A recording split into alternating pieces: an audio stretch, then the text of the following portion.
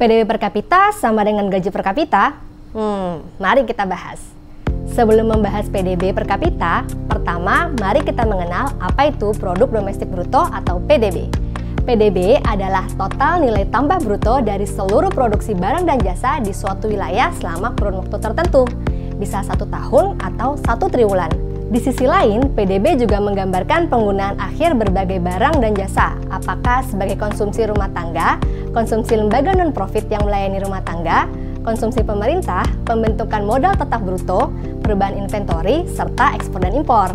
Dalam menghitung PDB, BPS menggunakan Standar System of National Account 2008 yang diterbitkan oleh United Nations, World Bank, IMF, OECD, dan European Commission. Untuk memahami penghitungan PDB, kita pakai ilustrasi sederhana.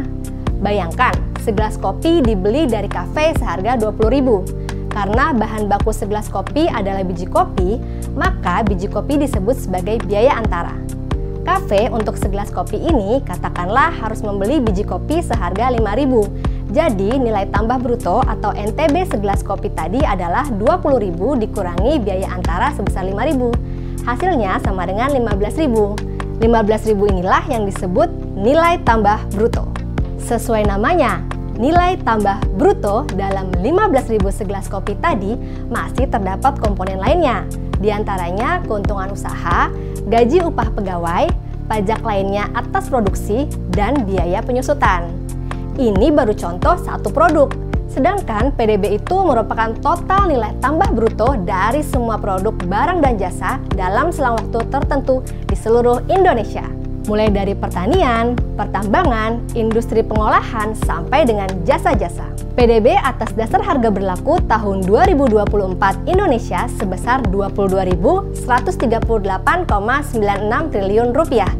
Jika nilai PDB ini dibagi dengan seluruh penduduk Indonesia yang berjumlah 281,6 juta jiwa, yang di dalamnya ada saya, kamu, kita semua, termasuk para bayi dan lansia, maka didapatkan PDB per kapita per tahun sebesar 78,6 juta rupiah. Pertanyaannya, apakah nilai ini sama dengan gaji rata-rata penduduk per tahun? Jawabannya, tidak. Seperti yang disebutkan sebelumnya, nilai tambah bruto di dalam PDB tidak hanya komponen gaji atau upah, tetapi juga ada keuntungan usaha, pajak lain atas produksi, dan biaya penyusutan. Nilai tambah bruto dihitung dari seluruh sektor ekonomi di Indonesia, bukan hanya pada lingkup rumah tangga. Jadi, PDB mengukur nilai tambah bruto dari total aktivitas perekonomian suatu negara. Sedangkan PDB per kapita untuk melihat perbandingan perekonomian antar negara dengan mempertimbangkan jumlah penduduk.